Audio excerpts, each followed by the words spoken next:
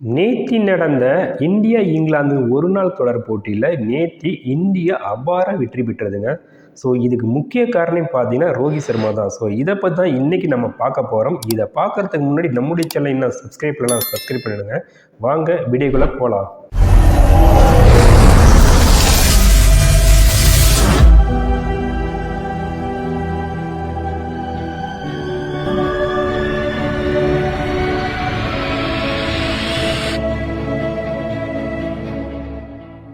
நேற்று நடந்த இந்தியா இங்கிலாந்து இரண்டாவது ஒருநாள் தொடர் பார்த்தீங்கன்னா முதலில் பேட் செய்த இங்கிலாந்து அணி நிர்ணயிக்கப்பட்ட 50 ஓவர்களில் பார்த்தீங்கன்னா 304 ரன்களை வந்து அடிச்சிட்டாங்க.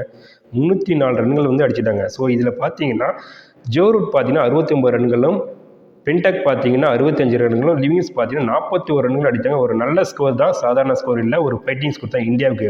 அதன் பிறகு விளையாண்ட இந்தியா அணி ரோஹித் சர்மா, சுமன் கில் பார்ட்னர்ஷிப், சூப்பர் பார்ட்னர்ஷிப்புங்க, சாதாரணமாக சொல்லக்கூடாது. சூப்பராக விளையாண்டாங்க. கிட்டத்தட்ட 130 ரன்களுக்கு வந்து விக்கெட்டே இல்லை. ஒரு பக்கம் ரோஹித் சர்மா அதிரடி, இன்னொரு பக்கம் பார்த்தா சுமன் கில்லும் அதிரடி ஆடினாங்க. ஸோ 30 பந்துகளில் விளையாண்டு 50 ரன்களை பார்த்தீங்கன்னா ரோஹித் சர்மா அரை சதத்தை அடித்தாங்க. அடுத்து பார்த்து 70 பந்துகளில் 119 ரன்கள் அடித்து ஸோ ரோஹித் சர்மா அவுட் ஆனார்.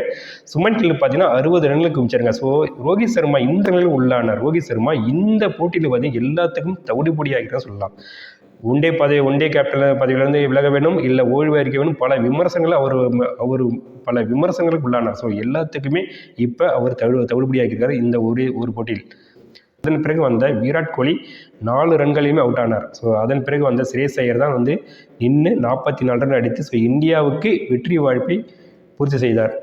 44.3 பந்துகளிலே 308 ரன்கள் அடித்து இந்தியா அபார வெற்றி பெற்றது. இந்த வெற்றி மூலமாக ஒன்டே சீரீஸையும் நம்ம வந்து வின் பண்ணிட்டோம். இதே மாதிரி வீடியோவை இன்னொரு நல்ல வீடியோவில் மீண்டும் சந்திப்போம். நம்மளுக்கு சப்ஸ்கிரைப் பண்ணிடுங்க.